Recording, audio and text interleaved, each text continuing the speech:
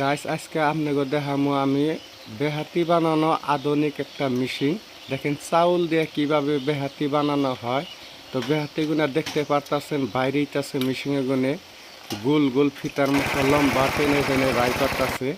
1 KG চাইলে আপনি 1 বস্তা বেহাতি বানাইতে পারবেন। আর 1 কেজি চাইলে আপনার খরচ হবে মাত্র 40 টাকা। তো দেখেন আমি ফার্স্ট টাইম দেখতে পারলাম এরকম একটা মেশিন, যার জন্য আমিও আপনাকেও দেখার জন্য সুযোগ করে দিতেছি। যদিও ভিডিওটা ভালো লাগে অবশ্যই আপনারা শেয়ার করে অন্যকে দেখার সুযোগ করে দিবেন।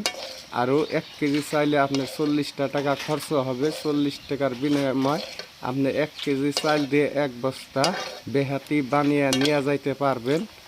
পিছন দিকে দেখতে পারতেছেন যে গ্রামবাসী মানুষ যেখানে মানুষ এই মেশিনটা কখনো দেখা নাই, সেখানে মানুষ আইসা ভিড় করছে, চাউল নিয়ে নিয়ে আইসে বেহাতি বানানোর জন্য।